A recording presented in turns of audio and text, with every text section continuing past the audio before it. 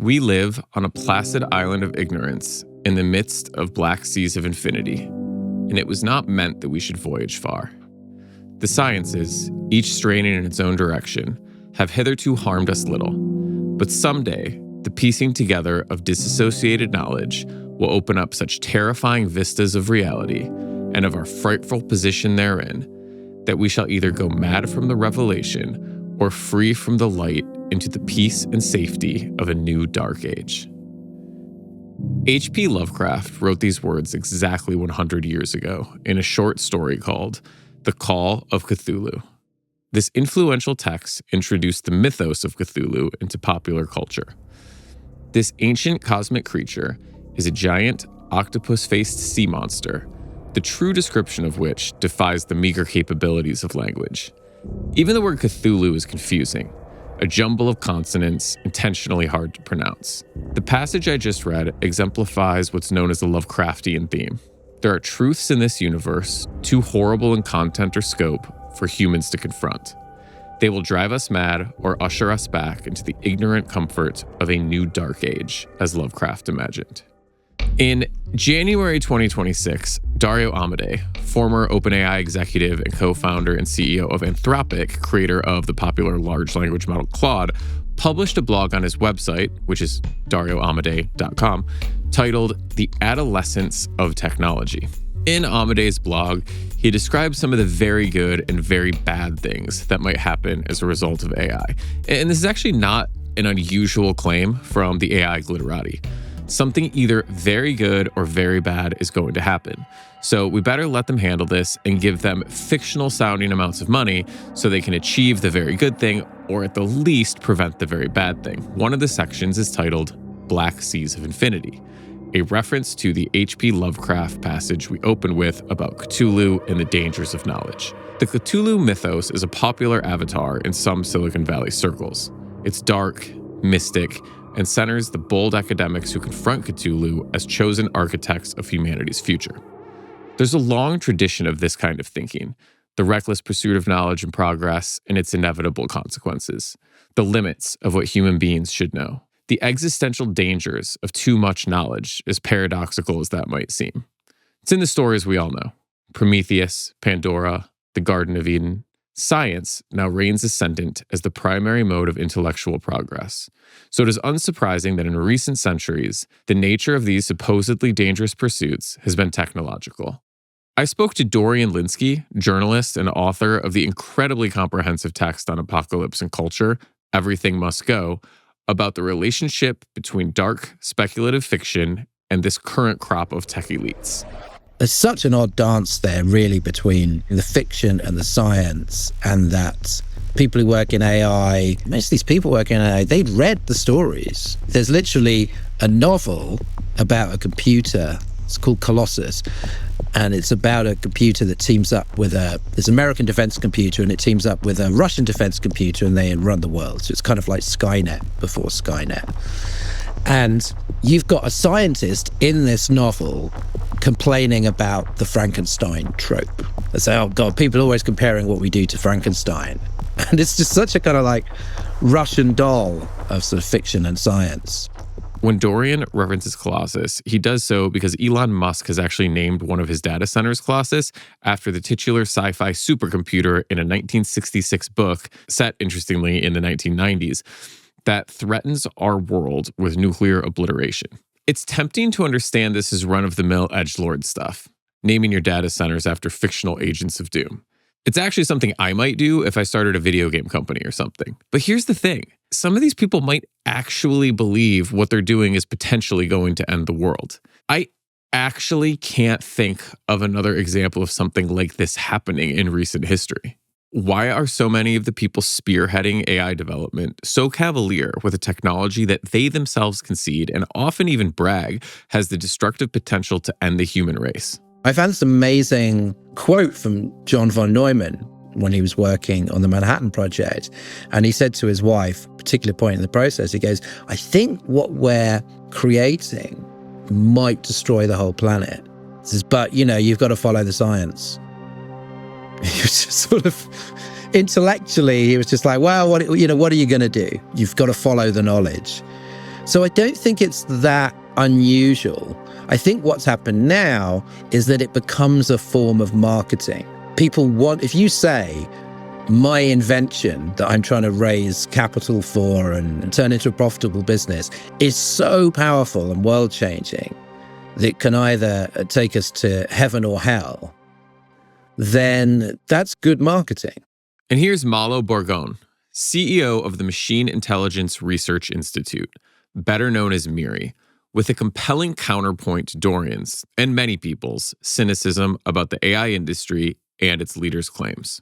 I've definitely heard this line before that the talk of the risks and catastrophe or human extinction is all kind of just hype to talk up their tech more and make it sound more important and powerful to get investment. I think that is born out of some sort of default cynical angle that people have, or at least a lot of people have, to tech companies, and they're kind of just mapping it over to the situation. I think if they kind of like thought it through a little bit more carefully, there's a lot of different ways of hyping your AGI superintelligence project that doesn't need you to talk about human extinction. That would be just as effective. And I don't think telling people that, you think your technology might literally cause, the end of humanity does actually help with your fundraising. Like, what other company or industry ever in the world thought it was a good strategy to try and, attract investment to talk about their, technology potentially risking all of human extinction? You could talk about the powerful capabilities that it would have. You could talk about how it could, cure cancer. You could talk about how it will empower our government to be a leader on the world stage. I just think it's kind of all crazy and bullshit, that this argument that like they're just talking about it, the extinction stuff, as hype.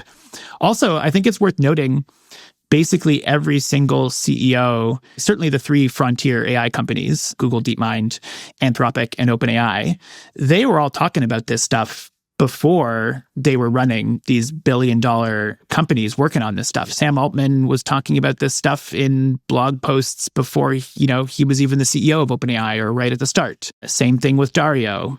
Demis kind of started DeepMind from the start with the premise that AGI was possible and that superintelligence was possible, and that if we get this right, it would be really great, but also with an appreciation of the risks. Like, this isn't a new thing for these people. And so I think it's like reasonable to be cynical of their motives. And I certainly think, the profit incentives, the potential power that these things can confer can be like distorting incentives that should make us somewhat cynical of the things they say. But I think there's just an enormous amount of evidence that we should just take them at face value, which is, it makes no sense to say this unless you believe it, because it's not good marketing. We have a very large list of academics who work in the AI field. Two of the three godfathers of deep learning, the AI paradigm this is all built on, have double-digit probabilities that they think that this will potentially lead to extinction. One of them, Yoshua Bengio, is the most cited scientist of all time. The other one is a Nobel Prize winner. So they don't have any sort of incentive to try and hype up these companies. I mean, Geoffrey Hinton, the Nobel Prize winner, the other godfather I'm talking about here, left Google so that he could, feel like he had more freedom to talk about this stuff. So yeah, I think they just believe it, and they've been thinking about it for a long time. I have so many questions. How do we evaluate claims about AI in the end of the world? How do we evaluate claims about AI utopia? Is there validity to these apocalyptic assertions or these visions of bounty, or is it all just hype? Do the people building this technology even believe this themselves? How does the specter of the end of the world impact our minds? Or have we always thought this way? How do we discuss the technological end times? In the first season of Suspicious Minds, we explored the emerging trends of AI psychosis and chatbot-derived delusions. In this season, we're widening our aperture to examine AI's relationship to a broader phenomenon, the end of the world. The tech industry predicts that artificial intelligence will inevitably usher in a new era of human flourishing, or it might cause the end of the world. Depends on who you talk to. Why is the word apocalypse suddenly on the tip of every tongue? Is this a serious concern? Haven't we always been predicting doomsday and always been wrong? Is this historical moment unique? What does the end of the world even mean? I've spent 2 years speaking with philosophers, scientists, historians, and theologians about the apocalypse and how thinking about it shapes the human mind, and the people actually building the technology that might make our nightmares a reality or our salvation. Welcome to Season 2 of Suspicious Minds, AI and the apocalypse.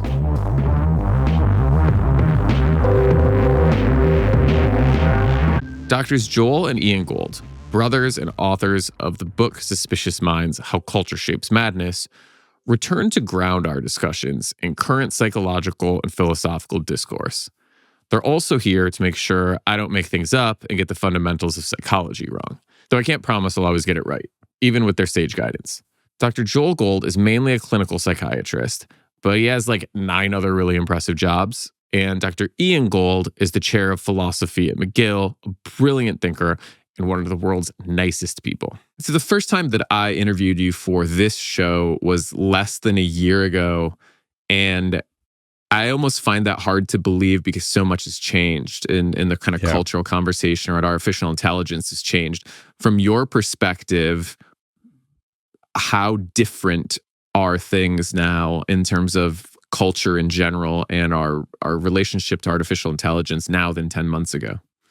Yeah, I think that the effect of large language models on cultural perceptions of AI has been extraordinary. I think we can't underestimate it. You have the feeling, I think it's an illusory feeling, but anyway, you have the feeling that you're talking to something that can be called intelligent. And in fact, I think we can say more strongly, you have the feeling that you're talking to a person.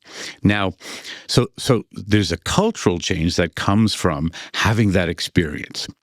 Now, that's a separate question from the question of whether AI is actually progressing in ways that should make us worried or should make us more excited. Nothing has evolved in my mind this quickly. I mean, I guess going back to the pandemic, things happened in the space of days and weeks, but it wasn't like my thoughts changed. But in no way have my thoughts about something changed this dramatically. If we have another conversation in 8 months, assuming we're both here, I don't know that it'll change with respect to the fear. The kind of the specifics may change, but the overall gloom and doom, using the Cold War as a parallel, people who were frightened, say after the Cuban Missile Crisis, were still really scared 10 years later and 20 years later, and to some degree still,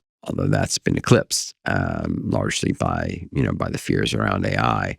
Is there the possibility that a lot of this apocalyptic thinking so many of us are experiencing surrounding AI could be veering into the territory of delusions? That's a hard question.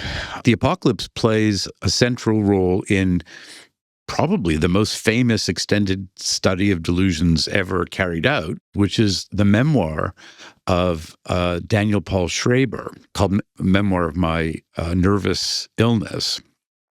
That's the English translation. Schreiber was himself German, and the original was written in German. Schreiber was a judge at the end of the 19th century who developed psychotic illness, and he spent most of his life in an asylum.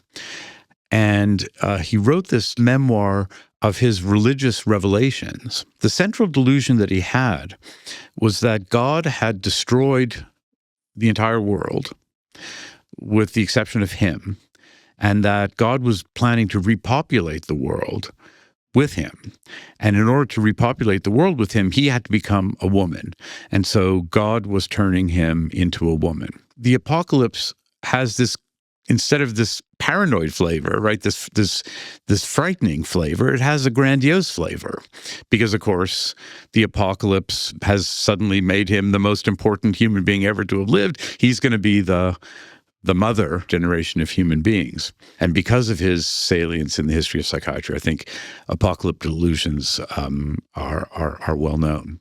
We'll return in later episodes to further explore the grandiose flavor of apocalyptic thinking, and specifically the language of the tech community as they so frequently pronounce the world will be imminently saved or doomed. But before we move on, I have one more question for Joel. And it's because I want to be able to better understand my own fears about AI. Could this simply be a reflection of my own thinking? Is it healthy to be thinking about apocalypse, and why do we think about apocalypse? I think about anxiety as an internal state as opposed to fear. If a tiger is chasing me, I am afraid and I should be afraid and run away. Anxiety often feels, the sort of unclear, why am I feeling this way? It's awful and I don't know why. But now we've moved from a place of anxiety to fear. It is appropriate to be afraid of these technologies. Someone comes to me and says, I'm not sleeping because I'm afraid. What do I do with that? Do I prescribe them something to help them sleep and say, good luck with that? For me, as a psychotherapist, it's still most useful to focus on the real fear, again, founded in reality, and see if there is some resonance with something more of an anxious place within them that might be specific to their history, their unconscious. Because I can do something with that. I can't, do anything with someone fearing the end of humanity because of AI or other technologies. To paraphrase Joseph Heller's Catch-22, just because you're paranoid doesn't mean AI won't destroy the world. There's plenty of fear out there. Are these delusions? Are they based on reality or based on marketing hype? Are these warnings to be taken seriously? How do we think about any of this in a way that's useful? That's what I'm trying to figure out.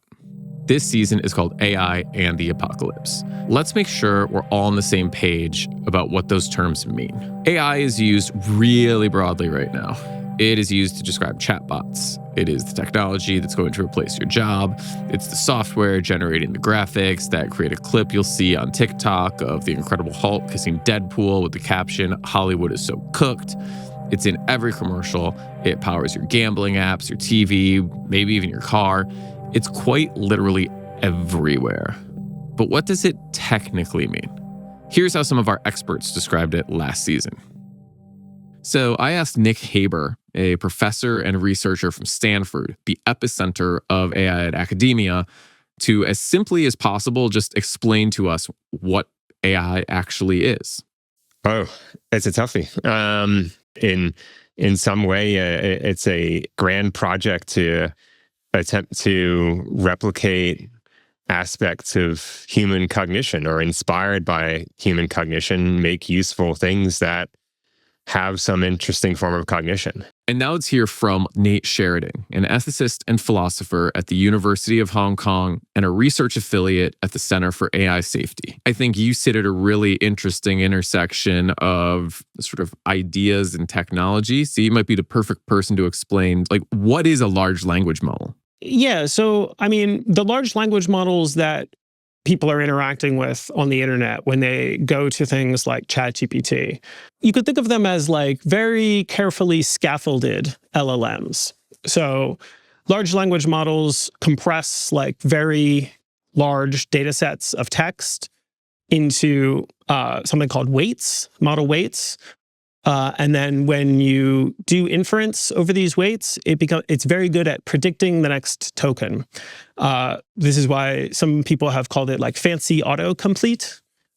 So it's very good at knowing how to continue on a particular selection of text. So chatbots like ChatGPT are just, think of them as LLMs that have been very carefully designed to be good at conversation. What does AI mean to the people that are actually building AI? What does it mean to the people selling it? It's hard to pin down exactly. Here's tech writer Owen Higgins on how the term is used by AI advocates. What does the term AI mean if we're to take its biggest boosters and investors at face value? I think that they would say that AI is a world-changing, earth-shattering technology that has the potential and likely the possibility to reshape the entire economy, if not the entire world. It's something that is going to both take your job and make your job easier. It is so powerful it could destroy the world, and it also needs to be invested in so that it can be deployed for gains in productivity, fantastical gains in robotics and software, robotics, whether hardware or software. But a lot of those ways are not going to really be seen in the way the boosters talk about them, right? So boosters often talk about AI in a way that takes the public's ignorance about what AI really is and just kind of says, this is a thing that can think and can do things. And so it's going to talk to you. It has a personality. It has its own agency. I think that it's a little more complicated than that. It doesn't have a personality. It doesn't have goals. It doesn't have desires. Everything's been looped into this term AI. It's kind of why I put AI in quotes. Everything has been colonized by the term now. This is Alex Hanna, sociologist, podcaster, and co-author along with Emily Bender of the essential book, The AI Con, further discussing how AI is used by the AI community itself in the grand existential claims that justify its incredibly high valuations. So in our book, The AI Con, we discuss two camps. One are AI boosters and one are AI doomers. And they like to pose themselves as diametrically opposed, and that they are effectively saying different things. So AI boosters say that, well, we need to build AI and it's going to lead to an era of incredibly cheap goods, so much productivity that the working class is effectively going to not have anything to do. We're actually going to have to institute universal basic income. AI doomers, on the other hand, say, we're going to make this thing, and if we don't teach it correctly, then it's going to kill us all. And this is exemplified pretty well by a few different authors. Eliezer Yudkowsky is kind of one of the main figures here. He wrote a book literally called If You Build It, It'll Kill Us, or It'll Destroy Us. I actually don't know the exact title, but it's effectively this doomer, this doomsday thing. And he's this kind of patron saint of doomerism. Alex is referencing If Anyone Builds It, Everyone Dies by Eliezer Yudkowsky and Nate Soares, which is a fascinating and controversial book. Nate and Eliezer are associated with the Machine Intelligence Research Institute. These are effectively two sides of the same coin. So AI boosters say AI is a thing. It's a coherent thing. It is important to build. It is necessary to human progress, and it's inevitable, and it's going to lead us to salvation. Whereas AI doomers say AI is a thing. It is necessary to build. It is the next step in human progress. It's inevitable, and it's going to kill us all. So my name's Malo Bourgon. I'm the CEO of the Machine Intelligence Research Institute. So we've been around for 26 years now. The way that some people summarize us is that we're the OG doomers.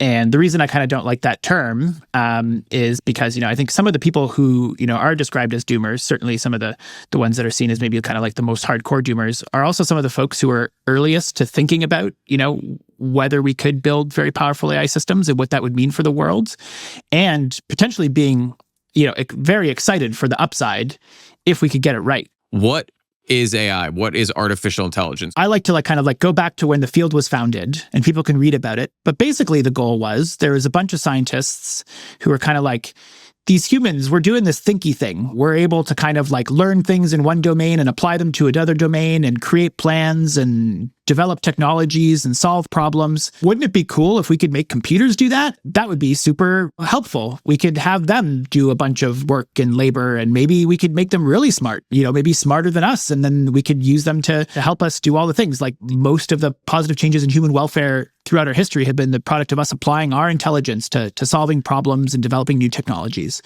What if we could have AI systems do that? And so when I'm talking about AI, I basically just mean, in general, AI systems that are capable of kind of generally doing the thinky thing that we're doing. The term AI kind of drifted from that meaning. They thought that they could maybe make some real progress on that in like a summer. Turned out the problem was real hard. And, 70 years later, the field hadn't made that much progress on that kind of original goal. They had developed a bunch of systems that were good at specific things. We could make AI systems that played chess better than a human grandmaster, or were, very good at image classification or other very narrow things. So AI kind of came to mean automating various types of intellectual or physical labor with systems, but they were very narrow. They were like very good at particular things.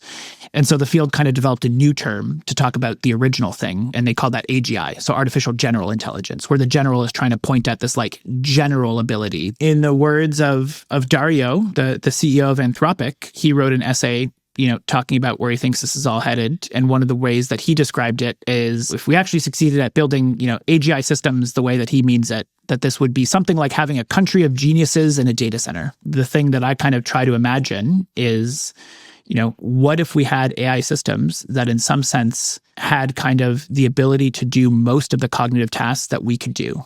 That would kind of be AGI. So that could be math, that could be programming, that could be thinking strategically, that could be being very persuasive. AI systems, you can think of them kind of as weird alien minds that in some sense can do all the things that we can do, at least right now, because robotics is a separate question. How do we interact with the world? That's a little further behind than the frontier AI systems, these LLMs. But the goal is not chatbots. The goal is, agents. You're an agent, I am an agent. I have some goal or some task at work, and I can just go off into the world and come up with plans and do work to try and accomplish things in the world. That's the type of AI system that they're trying to build. It doesn't seem like there's any reason why something like human level intelligence is some sort of peak that we should be able to scale well beyond that. So you go from having a country of geniuses in a data center to having a country of superintelligences in a data center, which you can just think of as like just much, much better at all the things. Basically, AI is a blanket term that refers to an expanding suite of computer processes. But throughout this series, unless referring to something specific like a chatbot, when we use the term AI, we're talking about this broad, almost abstract concept. We're talking about the AI of science fiction, which is becoming science reality. Something closer to AGI, or artificial general intelligence, or ASI, artificial superintelligence. Yes, those are two distinct things. We are talking both about the technology that empowers unconsented deepfakes and the research tool that may enable the greatest scientific breakthroughs in the history of humanity. This is, to paraphrase legendary Simpsons writer John Swartzwelder, potentially the cause of or solution to all of life's problems. It's the big thing that will change all things. So that's AI. Very easy, very clear, right? Now, the second part of our series title, apocalypse. This word commonly refers to the end of the world or some great cataclysm that befalls humanity. It's typically not the total end of things, though, hence the endless amount of post-apocalyptic movies and TV shows. But it's bad news, like really, really terrible news. So what does the term really mean? I spoke with Professor Judith Wolfe from the School of Divinity at St. Andrews on the language of apocalypse. The Greek apocalypse, apocalyptine, means to unveil, to uncover, describing either the spiritual world that we can't see or the future that we can't yet see. So an unveiling of things that are ordinarily hidden to humans. So apocalypse is an unveiling. It's the revelation of hidden truths.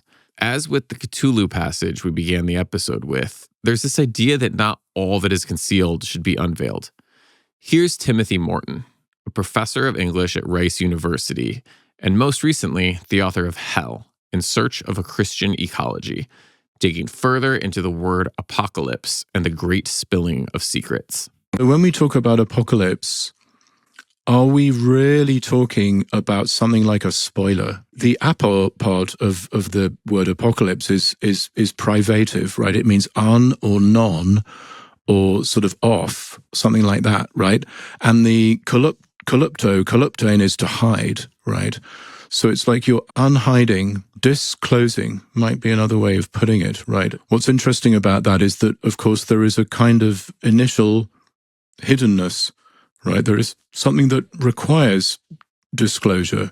When people say apocalypse, they often mean, well, now the gloves are off and the play is over and we're going to see who's been naughty and who's been nice, right? And someone's got a list and they're going to be sorting the sheep from the goats and we're going to get to see the reality underneath, yeah? But what if what's being disclosed is the impossibility of that? Right? What if actually when you think deeply about apocalypse, what you run up against is the possibility that what is being disclosed is that you can never rip the appearance off of something to see the workings of the real thing underneath. I like the way Tim puts it. The apocalypse is like a spoiler.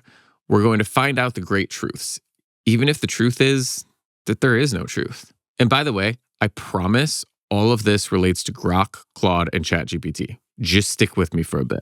But for now, there's another term worth defining, which I never really had to say out loud, I think, ever in my life until doing this podcast. Eschatological. Last season, we had to grapple with anthropomorphizing. This season, we're grappling with eschatological and eventually phenomenological. But we'll get to that later. Can you define eschatology? Eschatology comes from Greek word eschata, the last things. And so it's the study of the last things. And the last things really include both collective and individual ends and endings. So eschatology traditionally comprises both the study of the end of the world, how we might conceive the world coming to an end, which also includes questions about the direction of the world as a whole. What made you personally want to spend your life researching the end of things? What else is worth researching? I think what's so fascinating about eschatology is that it points us precisely to the limits of our knowledge, because this is all about things which neither speculation nor experience can really give us a clear sense of. These are not things that we can wholly answer, either from out of experience or from out of rational deduction. It becomes a question of what are the constitutive limits of human knowledge, and in the face of these sort of radical limits of human knowledge about things which are nevertheless hugely significant for humans, how do we live in that? How do we live in and out of that kind of unknowing?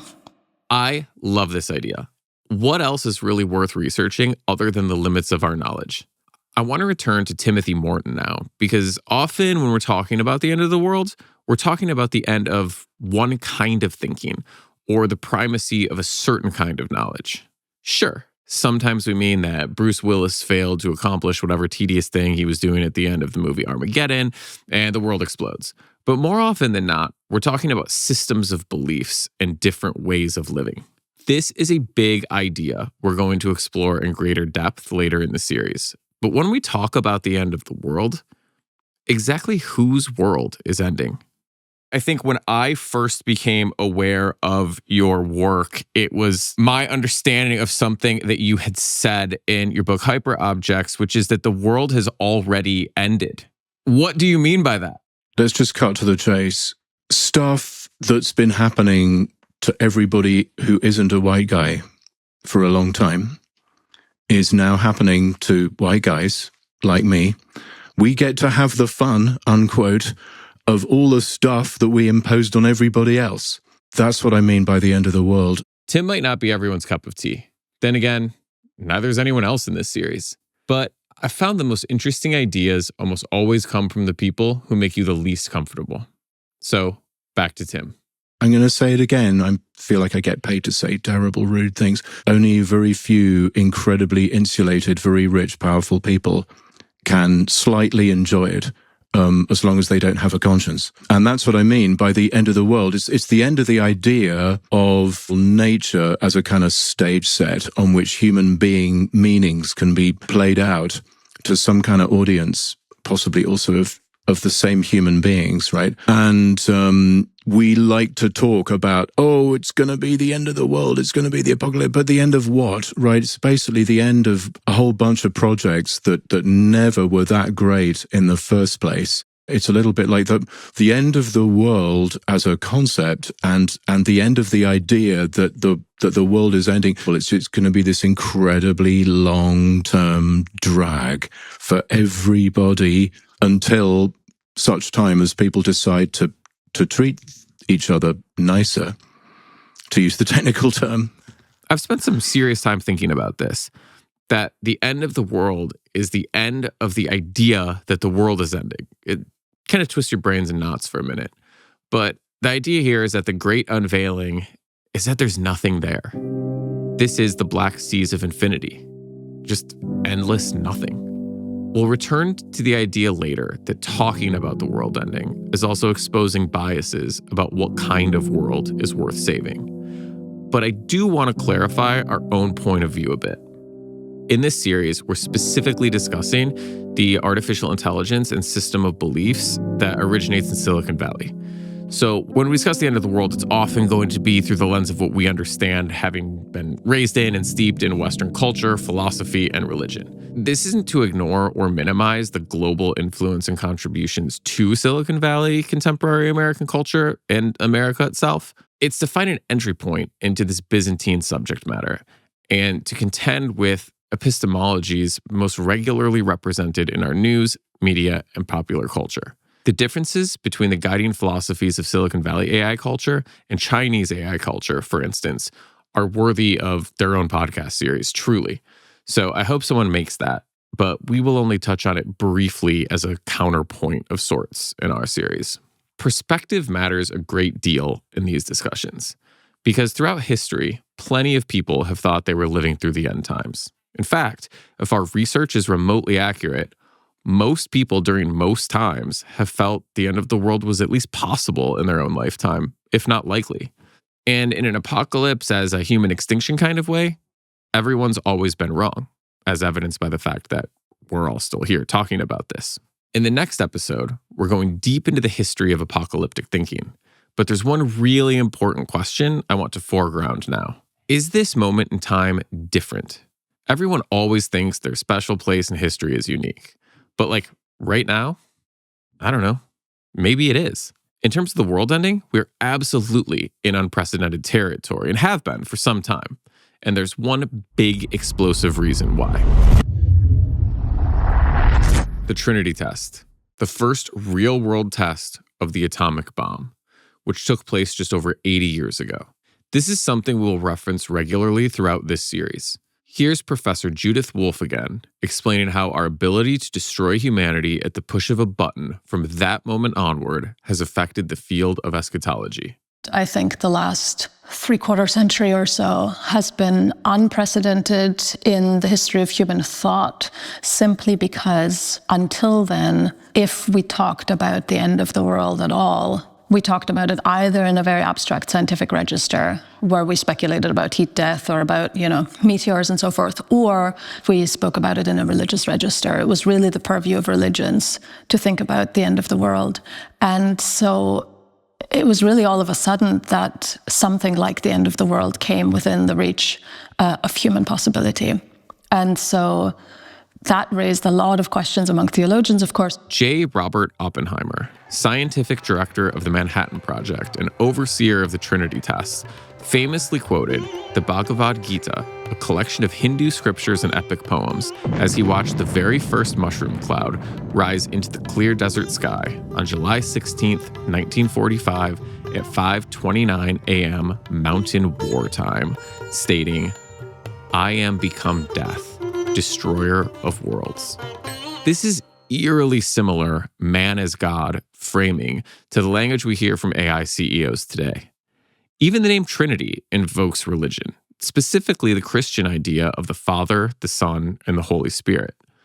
And one quick aside, a more modern translation of the Bhagavad Gita passage is, "Look at me, I am time itself, and I must one day destroy your world, as I have always done."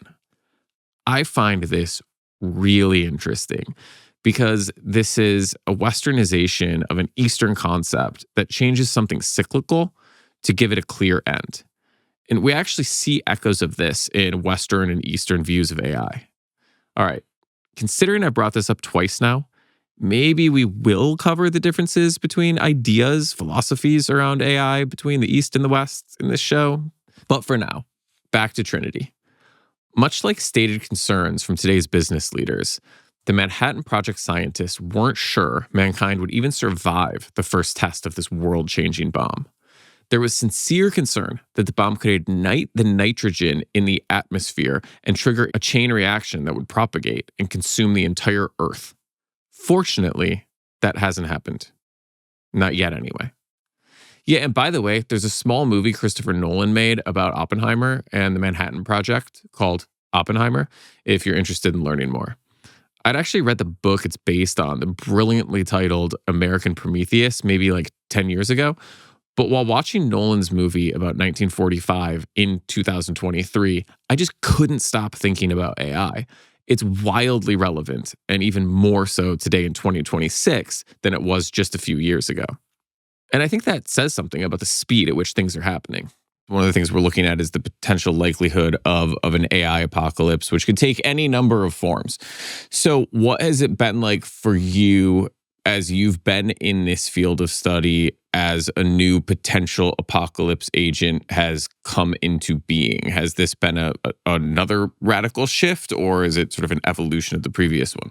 I mean, to some extent, this is a new moment in history, clearly. We have never created something that has put us in the position both of creator in some way and the potential inferior of something that we've created. But on the other hand, I think this is a version of something that has happened over and over again in Western history. I think studying Western history, one of the things that we see as a pattern emerging again and again is that one of the basic human needs being a sense of orientation in the world, a sense that we understand the world around us such that we can act in it, such that we can orient ourselves in it. And so whenever in history there have been times when multiple forms of crisis have all come together, political crisis, intellectual crisis, in other words, of what we understand as knowledge, economic crisis, natural crisis, when things have seemed so bad that they've threatened our very understanding of the world, those were always times when eschatological or apocalyptic thought has surged in the population, partly because things have seemed so bad that they can only betoken one thing, which is the end of the world, and partly because apocalyptic thought, eschatological thought can, and again, I think that this is erroneous, but it's clearly how it's often functioned, can give people a sense that they have this almost transcendent supernatural key to the interpretation of what's going on, and therefore have a sense or have the ability to make sense of things where sense is really unavailable to them, where things just don't make sense anymore, where there's no firm ground under their feet. And then the assignation of different roles, set roles, the Antichrist, the Savior, etc., can give people a sense that they can orient themselves in a world that's otherwise falling apart. In very broad terms, it's essential to think of apocalyptic discourse being pre- and post-Trinity. There's a time when the end of the world was the domain of gods or forces beyond our control. And there's a time when the end of the world can be engineered, and unfortunately quite easily, by humans. Confused, angry, jealous, selfish, joyous, brilliant, and beautiful humans. I asked Ed Simon, a professor at Carnegie Mellon University and expert on all things apocalypse, about the historical importance of Trinity. The Trinity test, the Manhattan Project itself, in terms of the cultural history of apocalypticism, was a massive sea change. And you do see it in evangelical Christianity that kind of embraced, understandably, the possibility of nuclear war as a means of the end of the world being facilitated, right? But I think in secular thinking as well, it made a huge difference, because what the possibility of nuclear war finally manifested was the actual chance of humanity being able to enact a type of apocalypse on the earth in a way that they could not before, right? Like, people could talk about the end of the world up until 1945, but we couldn't do it ourselves. Whereas I think once you have, I don't know, there's like 3,000 nuclear warheads spread across 7, 8, 9 different countries that have nuclear capability. Maybe it's higher than that even. Oh, it is.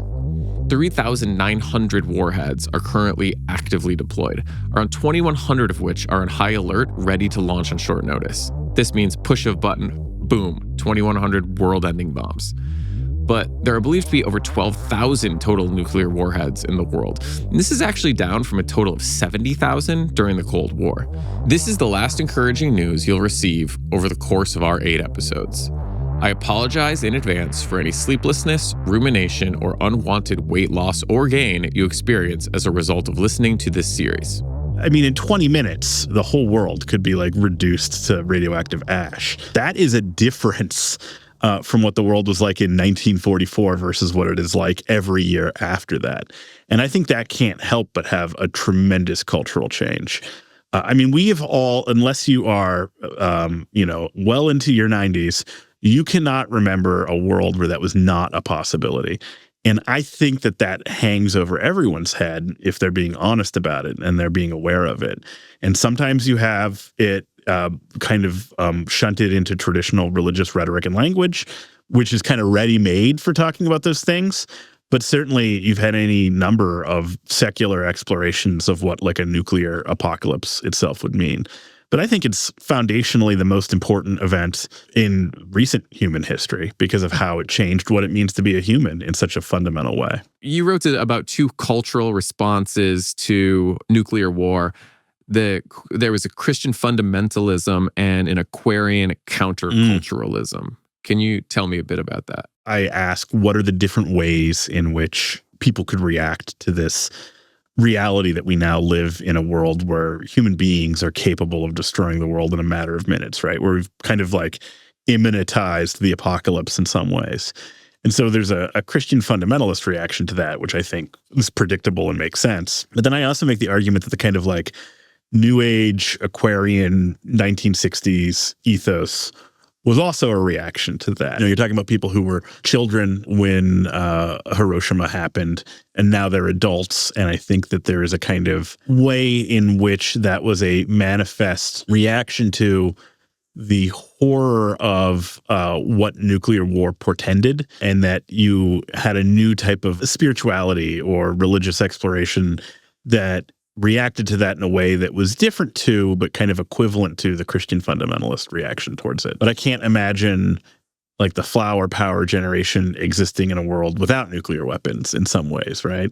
And I don't think it's often spoken of necessarily in that kind of way, but there were like clear millennial and apocalyptic overtones to how a lot of people at that time talked about a kind of unveiling. I mean, tune in, turn in, drop out from Timothy Leary is an unveiling, right? In a lot of ways.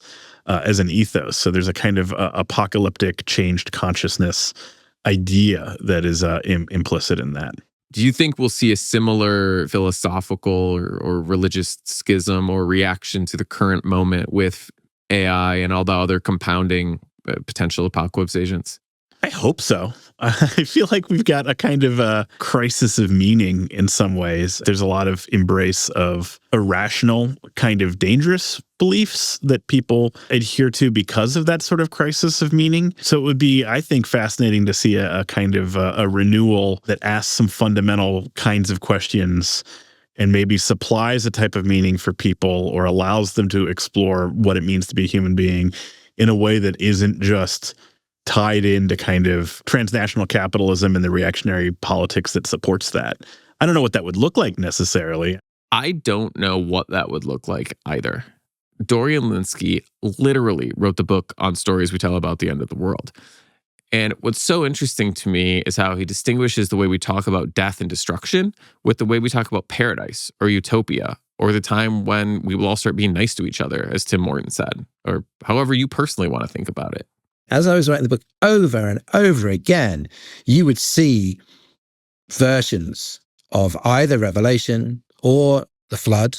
You would see it in apocalyptic fiction and post-apocalyptic fiction and catastrophe fiction and on and on and on. And then the way people talked about fear of civilizational collapse, the way survivalists talked, the way people talked about overpopulation, the way people talked about AI. It's just, it never stopped. And I was like, oh God, this is so deep in our brains. And it doesn't matter if you have never had any religious faith. These narratives are there. You know, they manifest themselves in politics and in science and in art. We cannot get away with that idea of the great, everything is degenerate and failing, and then there will be some cleansing violence, and we will be reborn in this life or the next. And we keep coming back to that, and it keeps turning out that the destruction is an awful lot easier than the rebirth. That's the problem. It's really, really easy to knock things down, and it's very, very hard to rebuild them. And that's The problem with apocalyptic thinking is that even in the book of Revelation, the violence and the war and the fire and the demons take up an awful lot of that book. And then literally in the final pages, it's like, oh, and then it's all fine. Then there's paradise. And you're kind of like, is paradise on earth or in heaven? And it doesn't really say. What does it look like? What do people do there? Don't really know. Like, the writer of Revelation does not care. Let me interrupt Dorian for a second to confess. Father, forgive me. Despite 8 years of Catholic school, I just read Revelation in its entirety for the first time while doing research for this project. And man, it is a wild read. Deeply psychedelic. Gives the Tibetan Book of the Dead a run for its money. 10/10. Would recommend. He will go into enormous detail about the torture and Satan and the description of the beasts with like lions' heads and serpents' tails and all of that stuff he loves. And when it comes to describing utopia and peace and happiness, he just kind of like tunes out. It's very lovely lines, big beautiful lines at the end of that book. But he doesn't want to describe that. He doesn't know what that's going to look like. And that's the problem. We never really do. What does the AI utopia look like? People we don't really know. We're not very good at imagining the perfect world, but we're very good at imagining destroying the world. We're not very good at imagining the perfect world, but we're very good at imagining destroying the world. Elon Musk recently tweeted that the future of AI abundance is such that every single person will be able to live in their very own penthouse apartment. Think about it for a minute. This is notable for a couple things. One, the hilarious logistics of every single person on the top floor of their very own building. And two, it's kind of lame. Is this really what people want if they have Elon's proposed universal high income? Personally, I'd rather be at that much memed cave rave from the second Matrix movie with like 10,000 other people who never have to go to work again. Seriously, if the best case scenario of AI abundance is that everyone lives in isolation at the top floor of different buildings, and the worst case is the end of humanity, and we're just blazing forward, damn the consequences, I'm really happy that it's so easy to make fun of, but it's actually scary too. I find this stuff genuinely frightening. And a lot of people do. That same passage about Cthulhu that we began with is also cited in the book Bunker by Bradley Garrett, who we'll hear from directly later in this series. The focus of his book is doomsday prepping. And of this passage, Garrett writes, many of the preppers exhibit a clear sense of dread with respect to our collective trajectory as a species. Dread differs from fear, both because it is about the future rather than the present, and also because it stems from a danger not immediately present or even discernible. In other words, fear has an object, dread does not. And it is, I believe, the dominant affect of our era. Wow, that's heavy. Dread might also be a way to categorize our relationship to AI. It is promised to be something epic defining, but we're not quite sure what. It could elevate our species, but we don't know yet exactly how. Or it could mean the end of all civilization and life on Earth through means which we can't really articulate, but sound really bad. I just need to throw this out there too before anyone accuses me or this show of being zealously anti-AI. I'm not. I'm excited about the potential of AI. Seriously. I want to live in a Jetsons future as much as the biggest AI booster. I would love for us all to have universal high income that would allow for my kids to spend their entire future on a French Riviera holiday if that's what they want. But I'm also truly terrified their future could end up much darker as a result of us incorrectly implementing AI into our world. And it's really the uncertainty that we know something's going to change, but we don't know how, we don't know when. And that's what causes this dread. This is what we're digging into over the next episodes. What do we do with our dread? Ignore it because AI might end up being false hype or a panacea for the world's problems. Take it seriously because of the means of mass destruction are so readily available. And quite frankly, we're really lucky that in 75 years of having access to all these nuclear weapons, we haven't blown each other up? Do we find solace in histories of the apocalypse or the millennia of art we've created to reckon with these thoughts? And in case this all sounds too abstract or dark to listen to while working out or doing your dishes, we're also talking about how demons are literally real. Here's Timothy Morton again on artificial intelligence and actual demons. Sort of intuitive way that people have started to talk about it as a sort of scary kind of demonic, right? Demonic literally is another Greek word, right? It has to do with influences that we cannot perceive, right? Like you're being affected by something that you can't point to, which is why in, the old-fashioned days of Stripe, I'm old enough to remember the early email software. There was the mailer daemon was the thing that you'd see very, very often. When you get the email, it would say mailer daemon, this and that, and blah, blah, blah.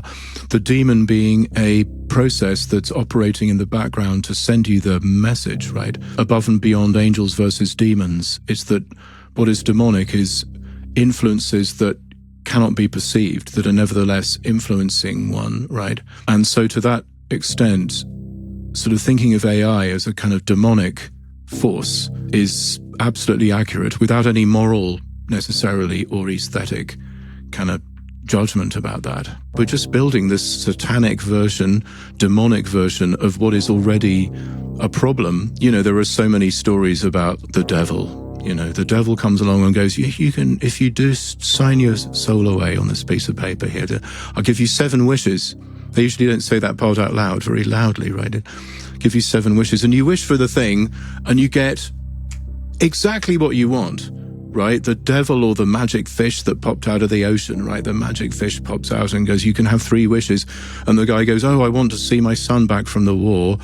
And the fish goes, okay, boom. Along comes a coffin with the son in it, dead. Yeah. And I want 100 pieces of gold. Oh, yeah, sure. That's compensation because your son got killed. And the only sensible thing to do then is for the guy to wish that he never had the wishes in the first place, right? And this is the situation we're in. Let's build the perfect servant.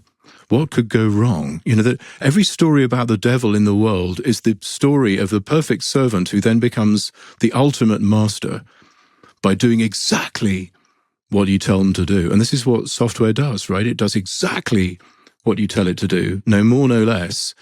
And there's the problem. On the next episode of Suspicious Minds, AI and the Apocalypse, where does our doomsday obsession come from?